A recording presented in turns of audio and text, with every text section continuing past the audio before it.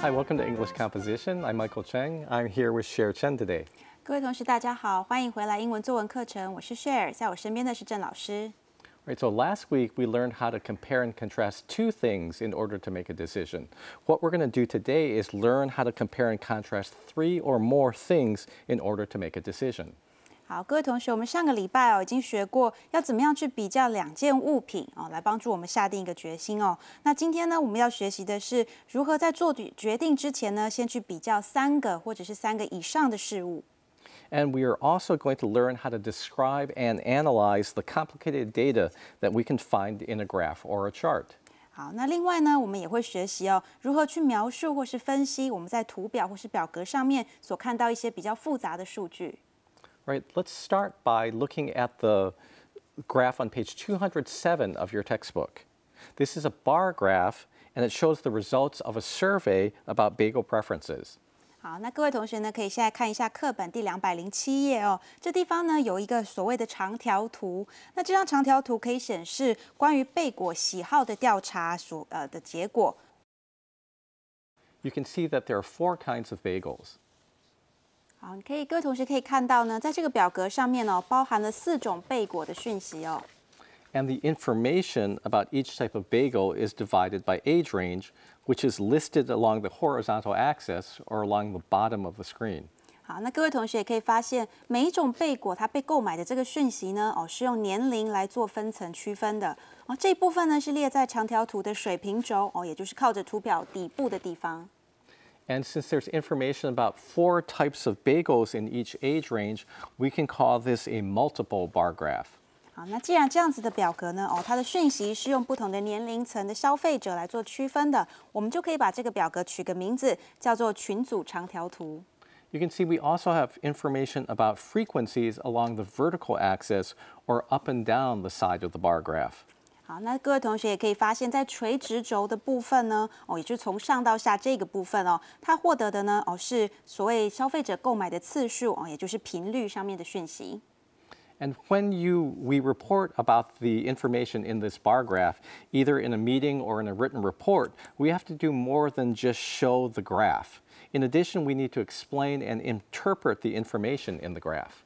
好，那当我们如果现在在会议上或者是在需要撰写文章去解读这个图表的时候呢，我们不能仅仅只是把数字呈现出来我们还需要去解读，并且去诠释这样子一个表格，还有它里面传达的一些内容。And so today we're going to show you how to write about the information in this bar graph. But before we do that, let's watch a video and find out more about the information in the survey. 好，那今天呢，我们就是要教各位同学如何去描述这样子一个长条图里面的讯息内容用文字把它写出来。不过在我们开始之前呢，先让各位同学观赏一段影片，获得一些背景的资讯。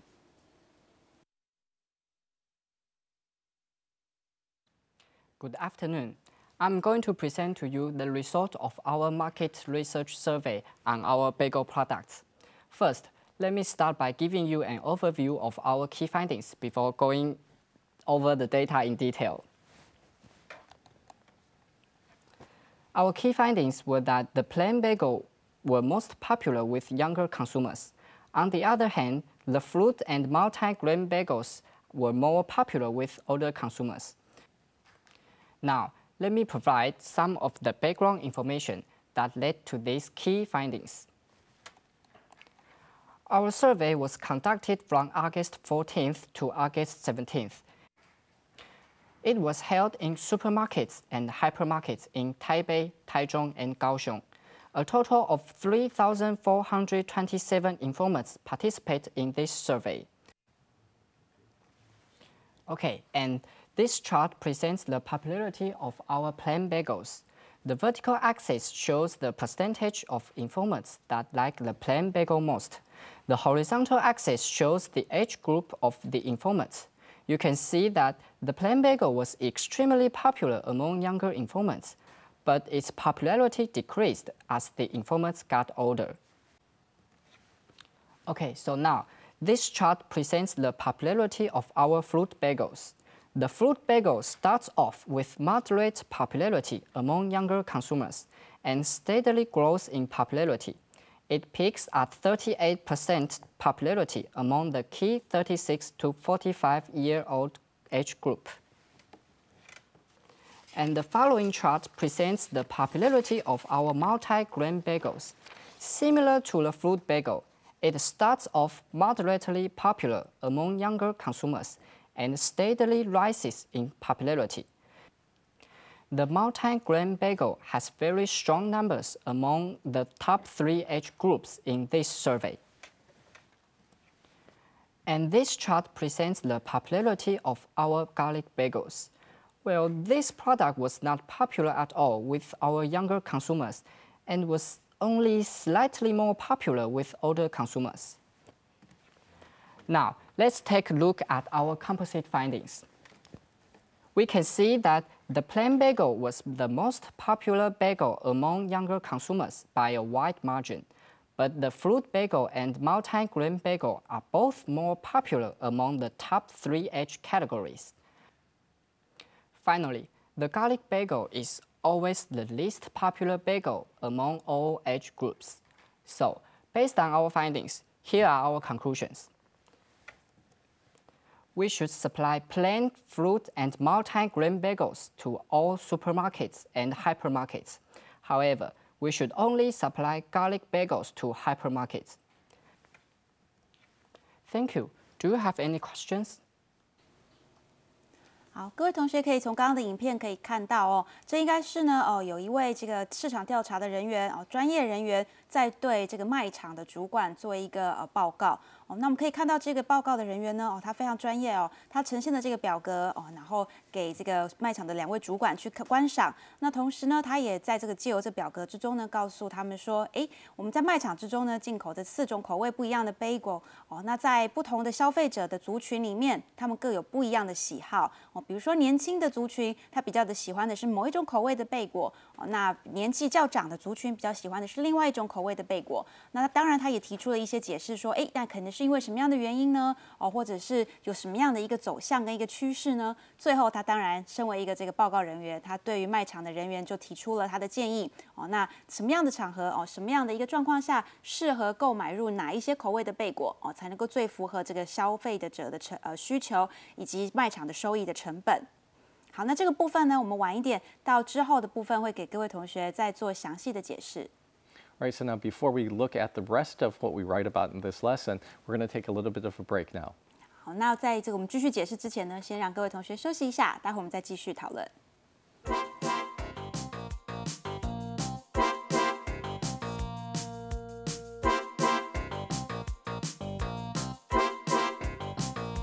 Welcome back.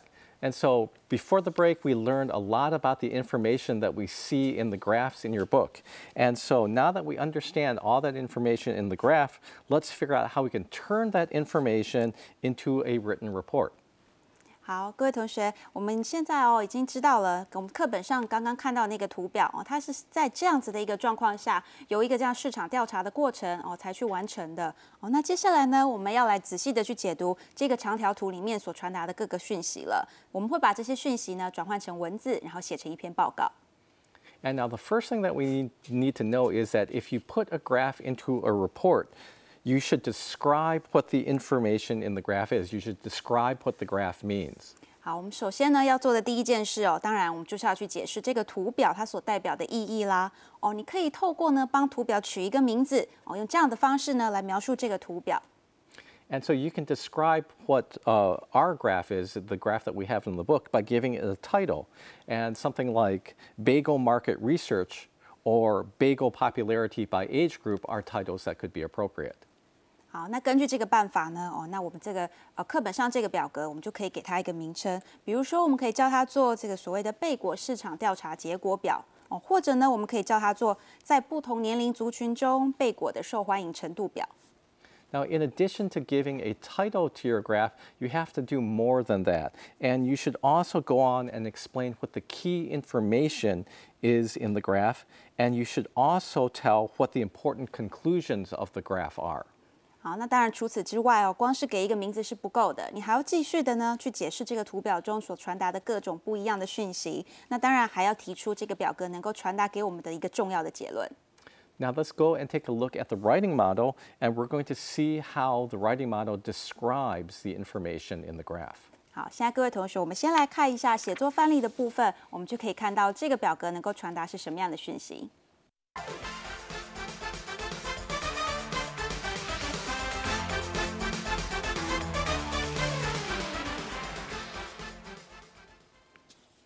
Our survey of bagel preferences shows that the plain bagel was most popular among younger consumers, while the fruit and multigrain bagels were more popular with older consumers.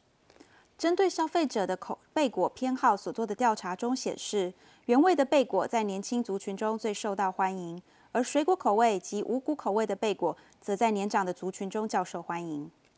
Now, the writing model starts out by summarizing all the important information in the graph. So this gives an overview of the entire graph, and if your reader is very busy, then this first line provides a quick summary of everything that your reader needs to know. 好，各位同学可以发现哦，写作范例一开始哦，就用这样子一个简短的一个句子的方式去呈现了一个概括性的介绍。那假设说你的读者哦，比如说像我们影片中看到是一个很忙碌的这个商场的主管呢，哦，他没有时间去细读每一个句子的话，你现在写出来的这一句话就像是一个快速的一个简介哦，提供给你的读者他所需要知道的讯息。Our survey was conducted from August 14, 2013 to August 17, 2013. 3,427 people participated in our survey. The survey was conducted in supermarkets and hypermarkets in Taipei, Taichung, and Kaohsiung. 这次的调查是在2013年8月14日到2013年8月17日进行，总共有3427个人参与这个研究。本次的研究在台北、台中以及高雄的超级市场还有大卖场中去进行。And so this next line provides some background information that is not in the graph. And so this background information is important because it allows your reader to evaluate your survey methodology and to judge if your survey results are valid. 好，各位同学可以发现呢，我刚刚所翻译的这个部分呢，它这些资讯其实你从表格中是看不出来的，你看不出来日期，也看不出来参与的人数。但是呢，这个背景资讯是非常重要的因为它可以让你的读者借由了解你的实验方法来衡量说你的结果是否可信。The results of the survey show that the plain bagel was most popular among younger consumers, but its popularity decreased as consumer age increased. However, popularity of the plain bagel never dipped below 20%. 研究结果发现，原味贝果在年轻的消费族群中较受欢迎，但随着消费者年龄层逐渐提高，受欢迎的程度也跟着降低。然而，原味贝果受欢迎的程度始终没有低于20%过。Right, so now the next section provides a written explanation of each set of bars in the graph. 好，我们可以发现这个部分它详细的解释了长条图中的每一个部分。Right, so now these explanations do not just state the figures that you can see in the graph, such as the plain bagel was judged most popular by 63% of the 10 to 14 age group. 好，我们会发现呢，我们刚刚说所谓的解释呢，并不是只是单纯的去陈述你所看到的这个事实，像在荧幕上各位同学看到这样的一个句子，只是单纯的陈述它的数字还有年龄层像这样子，并不是我们所谓的解释。And so we also are not saying something like the plain bagel was judged most popular by 51% of the 14 to 18 age group. 好，那想当然尔的，如果你继续把文章用这样子方式去继续写说，那它是多少 percent 啊，在哪一个年龄层啊，这样子呢，依然不符合我们所需要的解释。So instead, this section provides an interpretation of the figures in the bar graph. And so it takes a trend that you can see with your eyes and turns it into a concrete, explicit explanation. 哦，那相反的，你会发现哦，在写作范例中呢，它是写作的方式是提出了这个长条图中数字的解读，它把它在这个图表中所观察到的一个趋势很具体而且很明白的显示出来。So now writing is important because it can take a general feeling or something that you might subconsciously understand and it makes it into something that's clear, it makes it into a clear and conscious statement that you can make a commitment to. 好，那各位同学可以发现，写作就是这一点跟我们一般口说不一样哦。它可以帮助你呢，把你潜意识中已经了解到的一个趋势，用具体的方式、清楚的、明白的陈述出来。All right, let's go on and take a look at more of the writing model. And the fruit bagel was usually the second most popular bagel with all age groups. It was most popular among the 36 to 45 age group, and it had a popularity of approximately 30% for all consumers over 18 years of age. 水果口味的贝果在各种年龄层的消费族群中都占第2名，它在36岁到45岁的年龄层中最受欢迎，而在其他高于18岁的消费族群中，也都有约莫30% 的受欢迎程度。All right, so now in this section, we are going on with information that's in the next category of the bagel. And instead of just stating some of the numbers that we see in the graph, we also point out some kind of important conclusion that we can draw from the data. 好，我们现在会发现呢，这个写作范例继续去探讨下一个种类的贝果，它是一些相关的调查讯息，而且再一次的，你会发现写作的方式并不是单纯的指出数字而已，而且呢，它还是提出了一些比较重要的结论。Right, now let's look at the third kind of bagel. The multigrain bagel had a high popularity among the top 3 age categories. Its popularity peaked at 41% for the 25 to 35 age group, and it was over 30% in popularity among the next 2 age groups.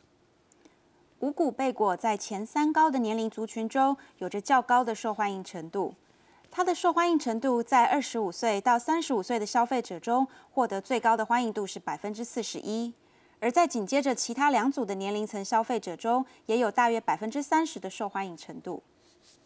All right, and so you can notice here again that the writer is interpreting the data to draw some conclusions about the multigrain data and not merely stating what the numbers say. 好，那各位同学，我们再次印证了刚刚的说法我们并不是只是单纯的去陈述表格中所呈现的数字，而是呢，我们要让这些数字去做解读，然后呈现出比较重要的一个结论跟论点。All right, so now after this, let's go on and take a look at the last group of bagels. So it says the garlic bagel was the least popular bagel. Few of the younger consumers liked it, and it never reached 10% in popularity with any age group. 大蒜贝果是最不受欢迎的一种，很少年轻的消费者会喜欢它，而且即使在其他的年龄层中，大蒜贝果的欢迎度也从未达到10%。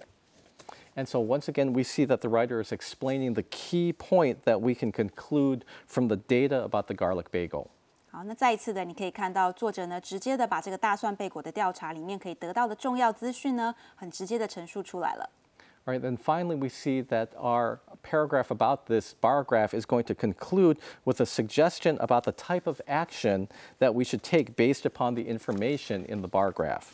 好，那你也可以发现呢，在这个部分结尾的部分呢，根据图表所提供的资讯呢，写作者他也提出了他的建议。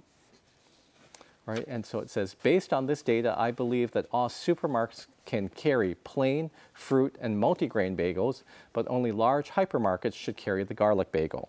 好，那也因此呢，这地方写到根据这份资料的结果，我们建议所有的超市及卖场都应该要购入原味、水果以及无谷口味的贝果，但只有大卖场才需要购入大蒜口味的贝果。Right, and so the writing model is just a short paragraph about the bar graph. And if we were writing a more complete report, we could include additional information. So this could include the data gathering methodology and maybe the total number of informants in each age category. 好，那各位同学可以发现哦，毕竟我们的写作范例呢，还是受限于它只是一个简短的段落哦，所以呢，它陈述的资讯还是有限的。那如果现在呢，我们可以去写作一份更完整的报告的话，我们可以再加入更多的资讯哦，包含了收集资料的方法哦，或者是像是样本的年龄分配啊，哦，这些相关的资讯都是可以在更完整的报告中去提及的。And so if we wanted to describe the data gathering methodology, we could also describe all the details of how we conducted the survey, such as which questions were asked and how people were approached to participate in the survey. 好，那还有一些其他资讯呢，像是包括我们这个进行调查的方式啊，我问了哪些问题啊，怎么样去获得这些样本啊，哦，这些也都是可以加入在报告中的。Right, and so now just take a look now at our entire writing model. So we have a card now, and this is just the writing model written out in one section. 好，那现在各位同学所看到的哦，也就是我们的写作范例哦。那我们这个地方呢，刚刚已经为各位同学好好的讲解过了。And so this writing model is in your textbook, and so you can read it all together on your own. 好，那这个部分呢，在课本上也可以看到哦。所以各位同学，请再回到课本上，好好的从头再看一遍，你可以更获得一个完整的一个讯息。All right, we're going to take a break now, and we'll be back with more English composition in a few moments. 好，我们先休息一下，待会回来我们再继续为各位同学做讲解。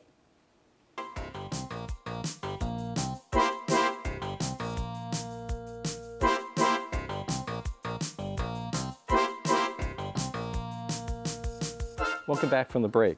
When you're writing an explanation about the information in the chart or graph, it's important to be able to describe data trends.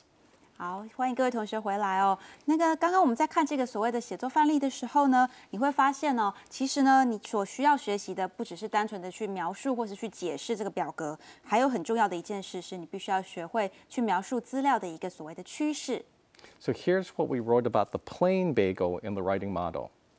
好，各位同学现在在荧幕上看到的，也就是我们用来描述原味贝果的一个方法。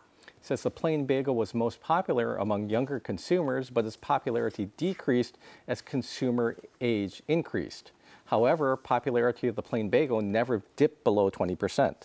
好，那这部分我们会发现哦，作者讲到说，原味贝果呢，在年轻的消费族群中非常受欢迎哦，但是呢，年龄层较高的消费者就比较没那么喜欢了。那不管怎么样，它始终是高于20%的。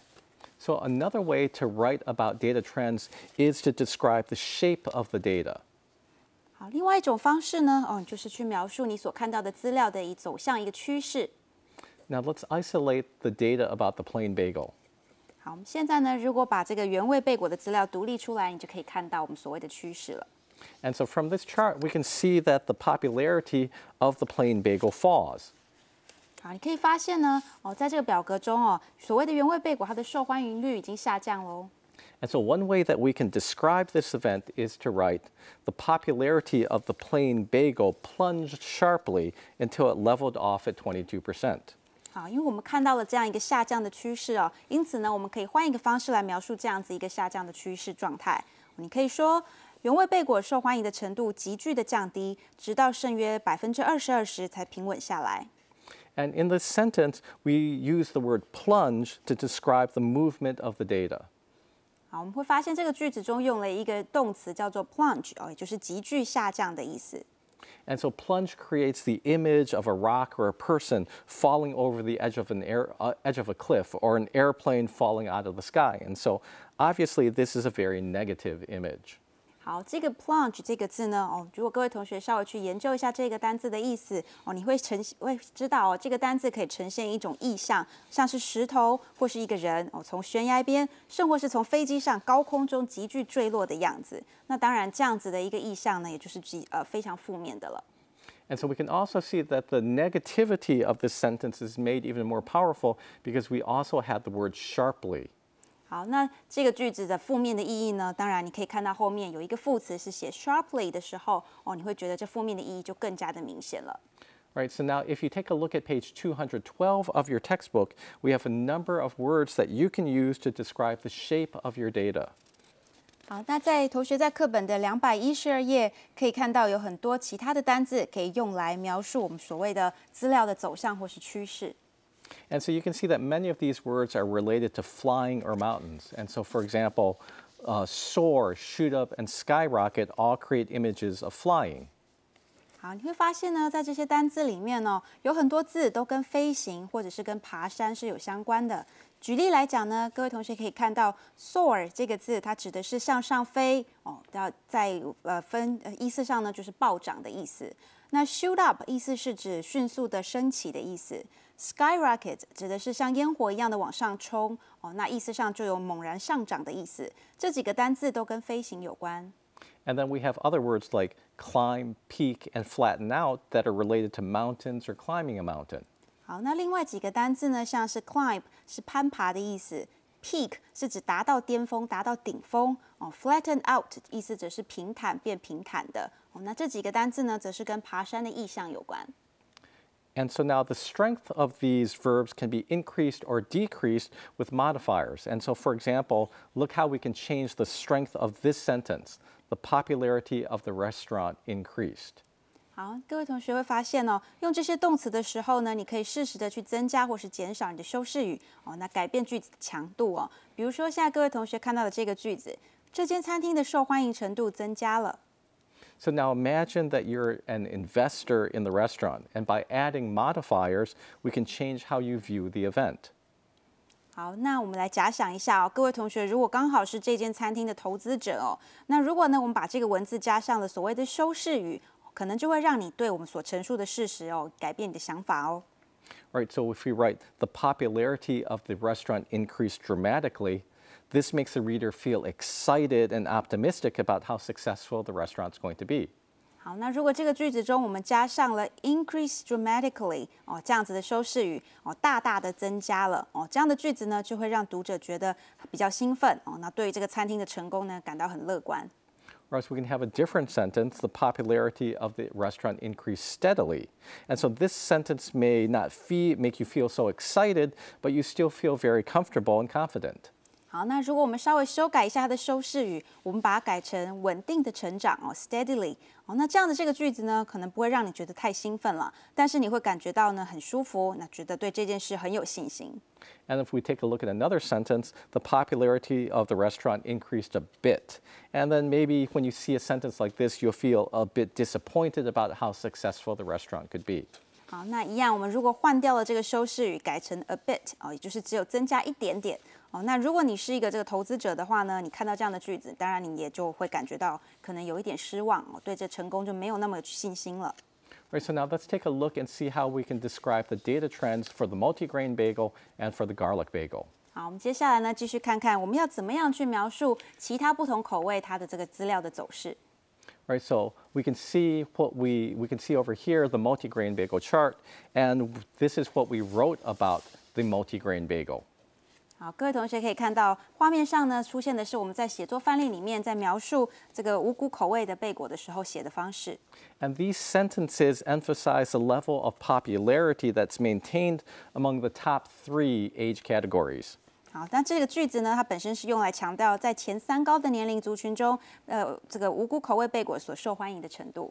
And so then here's another way that we can describe this data. We can say the popularity of the multigrain bagel rose steadily until it peaked at 41% among 25 to 35-year-olds. 好，我们另外一种方式来描述这样同样一个资讯呢，我们可以写到五谷口味贝果受欢迎的程度稳定成长，至25岁到35岁的族群时，已经攀升到41%。And so both these sentences are valid ways of describing what the trend is for the multigrain bagel. 好，那这2种方式呢，其实都是可以用来强调五谷口味的贝果在这个受欢迎的程度上是有怎么样的成长。All right, let's take a look at the garlic bagel data. 好，我们现在来看一下大蒜口味的部分。And then what we can do with the garlic bagel is we can describe the data trend like this. The popularity of the garlic bagel reached a maximum at about 8% and it remained flat. 好，那这个部分呢，我们可以换一个方式来陈述它所受欢迎的程度哦。我们可以这样写：蒜味贝果受欢迎的程度最大值为8%，然后呢便维持了平缓。All right, so now you've learned some different ways to describe data trends, and so remember to do more than just state what the numbers are in the chart. Make sure you describe what the numbers mean. 好，那各位同学现在知道了，我们在看到这样的表格的时候呢，一个重点就是你不能只描述数字，你还要去继续的呢，进一步的去解读、去陈述这些数字所代表的意义。Thanks for joining us this week for English Composition. We'll be back again next week. 好，谢谢各位同学今天的参与，我们下礼拜再见。